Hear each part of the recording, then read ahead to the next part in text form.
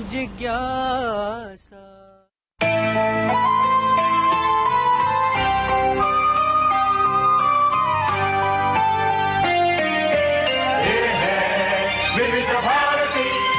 आइए सुने कार्यक्रम हवा महल।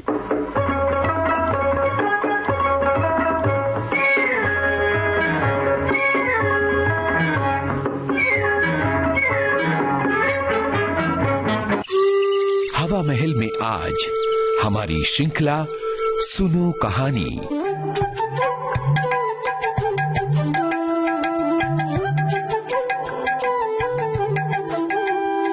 विविध भारती पर हर शनिवार सुनो कहानी श्रृंखला में इन दिनों आप सुन रहे हैं जाने माने कहानीकार मुंशी प्रेमचंद की कहानियों पर आधारित श्रृंखला। आज सुनिए ममता सिंह के स्वर में मुंशी प्रेमचंद की कहानी मिस पद्मा। प्रस्तुति विजय दीपक छिब्बर की।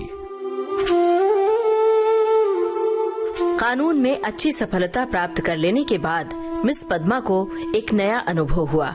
वो था जीवन का सूनापन।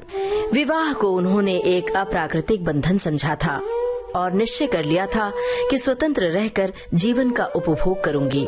एमए की डिग्री ली, फिर कानून पास किया और प्रैक्टिस शुरू कर दी।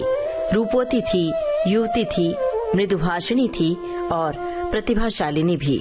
मार्ग में कोई बाधा न थी। देखते देखते वो अपने साथी नौजवान मर्द वकीलों को पीछे छोड़कर आगे निकल गई और अब उसकी आमदनी कभी कभी 1000 से भी ऊपर बढ़ जाती। जीवन को सुखी बनाने के लिए किसी व्यसन की जरूरत को वो खूब समझती थी। उसने फूल और पौधे लगाने का व्यसन पाल लिया था।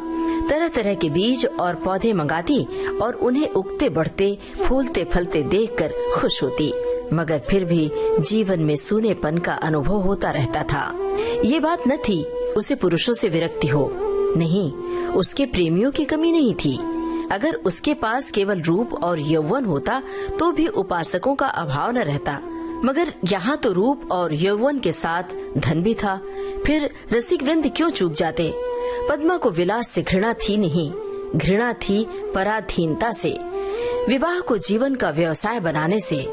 जब स्वतंत्र रहकर भोग विलास का आनंद उड़ाया जा सकता है तो फिर क्यों न उड़ाया जाए। भोग में उसे कोई नैतिक बाधा न थी। इसे वो केवल देह की एक भूख समझती थी। इस भूख को किसी साफ सुथरी दुकान से भी शांत किया जा सकता है और पद्मा को साफ सुथरी दुकान की हमेशा तलाश रहती थी। ग्राहक दुकान में वही चीज लेता है जो उसे पसंद आती है। पद्मा भी वही चीज चाहती थी।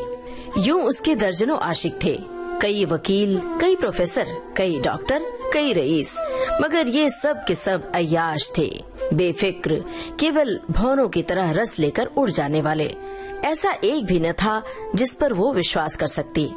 अब उसे मालूम हुआ कि उसका मन केवल भोग नहीं चाहता, कुछ और भी चाहता है। वो चीज क्या थी? पूरा आत्मसमर्पण, और ये उसे न मिलती थी। उसके प्रेमियों में एक मिस्टर प्रसाद था, बड़ा ही रूपवान और धुरंधर विद्वान। एक कॉलेज में प्रोफेसर था।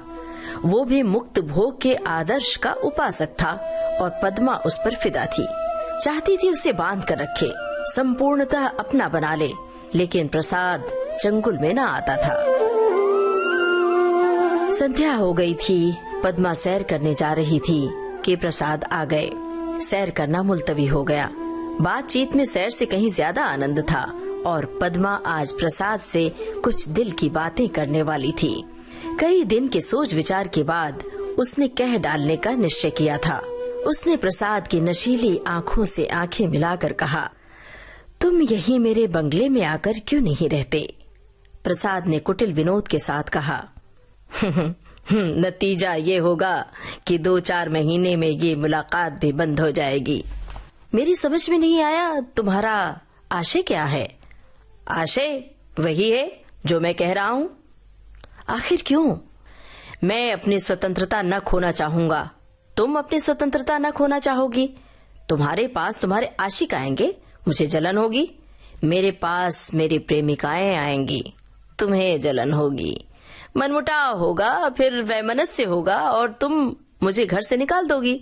घर तुम्हारा ही है, मुझे बुरा लगेगा ही, फिर ये मैत्री कैसे निभेगी?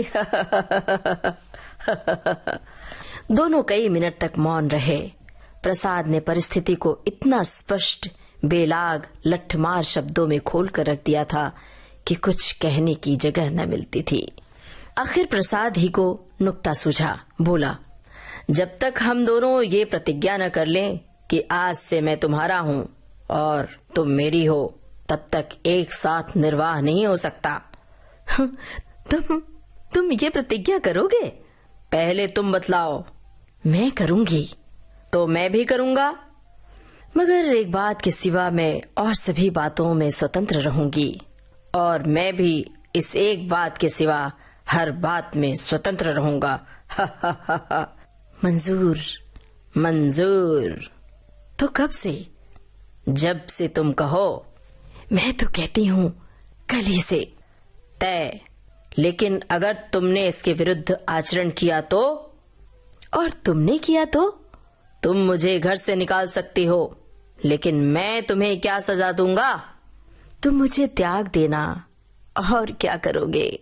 जी नहीं, तब इतने से चित्त को शांति न मिलेगी। तब मैं चाहूंगा तुम्हें जलील करना, बल्कि तुम्हारी हत्या करना। हत्या। तुम बड़े निर्दयी हो प्रसाद। जब तक हम दोनों स्वाधीन हैं, हमें किसी को कुछ कहने का हक नहीं, लेकिन एक बार प्रतिज्ञा में बंध जाने के बाद फिर न मैं उसकी अवज्ञा सह सकूंगा और न तुम सह सकोगी। तुम्हारे पास दंड का साधन है, मेरे पास नहीं है। कानून मुझे कोई भी अधिकार नहीं देगा। मैं तो केवल अपने पशुबल से प्रतिज्ञा का पालन करवाऊंगा, और तुम्हारे इतने नौकरों के सामने मैं अकेला क्या कर सकूंगा? तुम तो चित्र का श्याम पक्ष ही देखते हो। जब मैं तुम्हारी हो रही हूँ तो ये मकान, नौकर चाकर और जायदाद सब कुछ तुम्हारा है। हम तुम दोनों जानते हैं कि ईर्ष्या से ज्यादा घृणित कोई सामाजिक पाप नहीं है। तुम्हें मुझसे प्रेम है या नहीं, मैं नहीं कह सकती, लेकिन तुम्हारे लिए मैं सब कुछ सहने, सब कुछ करने को तैयार हूँ। दिल से कहती हो पद्मा? हाँ, सच्चे दिल से। मगर न जाने क्यों तुम्हारे ऊपर विश्वास नहीं आ रहा है। मैं तो तुम्हारे ऊपर विश्वास कर रही हूँ। ये समझ लो, मैं मेहमान बनकर तुम्हारे घर में रहूंगा, स्वामी बनकर रहूंगा। तुम घर के स्वामी ही नहीं, मेरे स्वामी बनकर रहोगे। मैं तुम्हारी स्वामिनी बनकर रहूंगी। प्रोफेसर प्रसाद और मिस पद्मा दोनों साथ रहते हैं और प्रसन्न हैं। प्रसाद को केवल 200 रुपए वेतन मिलता है, मगर अब वो अपनी आमदनी का दुगुना भी खर्च कर दे तो परवाह नहीं। अब उसके लिए अपनी कार है, अलग अपने नौकर हैं, तरह तरह की बहुमूल्य चीजें मंगवाता रहता है, और पद्मा बड़े हर्ष से उसकी सारी फिजूल खर्चियों को बर्दाश्त करती रहती है। नहीं बर्दाश्त करने का प्रश्न ही नहीं।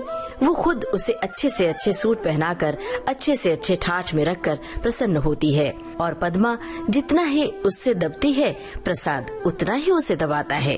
कभी कभी उसे नागवार भी लगता है, पर किसी अज्ञात कारण से अपने को उसके वश में पाती है। प्रसाद ने उस पर पूरा आधिपत्य पा लिया है, और उसने इसका ज्ञान पद्मा की बारीक आंखों से पढ़ा है और उसका आसन अच्छी तरह से पा लिया है। आत्माभिमानी पद्मा अब प्रसाद की गिरफ्त में थी, और प्रसाद उसकी दुर्बलता का फायदा उठाने से भला क्यों चूकता। यहाँ तक कि उसने रात को देर से घर आना शुरू किया। पद्मा को अपने साथ न ले जाता, उससे बहाना करता कि मेरे सिर में दर्द है, और जब पद्मा घूमने जाती अपनी कार निकाल लेता और उड़ जाता। 2 साल गुजर गए थे और पद्मा को गर्व था। वो स्थूल भी हो चली थी। उसके रूप में पहले की सी नवीनता और मादकता न रह गई थी। एक दिन इसी तरह पद्मा लौट कर आई तो प्रसाद गायब थे। वो झुंझला उठी। इधर कई दिन से वो प्रसाद का रंग बदला हुआ देख रही थी। आज उसने कुछ स्पष्ट बातें कहने का साहस बटोरा। 10 बज गए, 11 बज गए, 12 बज गए। पद्मा उसके इंतजार में बैठी थी। भोजन ठंडा हो गया, नौकर चाकर सो गए। 12-1 बजे के करीब प्रसाद घर आए। पद्मा ने साहस तो बहुत बटोरा था, पर प्रसाद के सामने जाते ही उसे इतनी कमजोरी मालूम हुई फिर भी उसने जरा कड़े स्वर में पूछा, आज इतनी रात तक कहाँ थे? कुछ खबर है कितनी रात गई? प्रसाद को वो इस वक्त असुंदरता की मूर्ति सी लगी। वो एक विद्यालय की छात्रा के साथ सिनेमा देखने गया था। बोला, तुमको आराम से सो जाना चाहिए था। तुम जिस दशा में हो उसमें तुम्हें जहाँ तक हो सके आराम से रहना चाहिए। पद्मा का साहस कुछ प्रबल हुआ। तुमसे मैं जो पूछती हूँ उसका जवाब दो। मुझे जहन्नुम में भेजो तो तुम भी मुझे जहन्नुम में जाने दो। तुम मेरे साथ दगा कर रहे हो, मैं ये साफ देख रही हूँ। तुम्हारी आंखों की ज्योति कुछ बढ़ गई होगी। मैं इधर कई दिन से तुम्हारा मिजाज कुछ बदला हुआ देख रही हूँ। मैंने तुम्हारे साथ अपने को बेचा नहीं है। अगर तुम्हारा जी मुझसे भर गया है तो मैं आज जाने को तैयार हूँ। तुम जाने की धमकी क्या देते हो? यहाँ आकर तुमने कोई बड़ा त्याग नहीं किया है। मैंने त्याग नहीं किया है, तुम ये कहने का साहस कर रही हो? मैं देखता हूँ तुम्हारा मिजाज बिगड़ रहा है। मैं इसी वक्त तुम्हें ठोकर मारने को तैयार हूँ, इसी वक्त। पद्मा का साहस जैसे बुझ गया था। प्रसाद अपना ट्रंक संभाल रहा था। पद्मा ने दीन भाव से कहा, मैंने तो ऐसी कोई बात नहीं कही जो तुम इतना बिगड़ उठे। मैं तो केवल तुमसे पूछ ही रही थी, कहाँ थे? क्या मुझे इतना भी अधिकार नहीं देना चाहते? मैं कभी तुम्हारी इच्छा के विरुद्ध कोई काम नहीं करती और तुम मुझे बात बात पर डांटते रहते हो। मैं तुम्हारे लिए क्या कुछ करने को तैयार नहीं हूँ और आज जो मेरी दशा हो गई है तो तुम मुझसे आंखें फेर लेते हो। उसका कंठ रुंध गया था और मेज पर सिर रखकर फूट फूट कर रोने लगी। प्रसाद ने पूरी विजय पाई। पद्मा के लिए मातृत्व अब बड़ा ही अप्रिय प्रसंग था। उस पर एक चिंता मंडराती रहती। कभी कभी वो भय से कांप उठती और पछताती। प्रसाद की निरंकुशता दिन ब दिन बढ़ती जाती थी। क्या करे क्या न करे। गर्भ पूरा हो गया था। वो कोर्ट न जाती थी। दिन भर अकेली बैठी रहती। प्रसाद संध्या समय आते, चाय वाय पीकर फिर उड़ जाते तो 11-12 बजे के पहले न लौटते। वो कहाँ जाते हैं ये भी उससे छिपा न था। प्रसाद को जैसे उसकी सूरत से नफरत थी। प्रसव वेदना हो रही थी। प्रसाद का पता नहीं था। नर्स मौजूद थी, लेडी डॉक्टर मौजूद थी, मगर प्रसाद का न रहना पद्मा की प्रसव वेदना को और भी दारुण बना रहा था। बालक को गोद में देखकर उसका कलेजा फूल उठा, मगर फिर प्रसाद को सामने न पाकर उसने बालक की ओर से मुंह फेर लिया। मीठे फल में जैसे कीड़े पड़ गए हों। 5 दिन सौर गृह में काटने के बाद जैसे पद्मा जेल खाने से निकली, नंगी तलवार बनी हुई। माता बनकर वो अपने में एक अद्भुत शक्ति का अनुभव कर रही थी। उसने चपरासी को चेक देकर बैंक भेजा। प्रसव संबंधी कई बिल अदा करने थे। चपरासी खाली हाथ लौट आया। पद्मा ने पूछा, कहाँ है रुपए?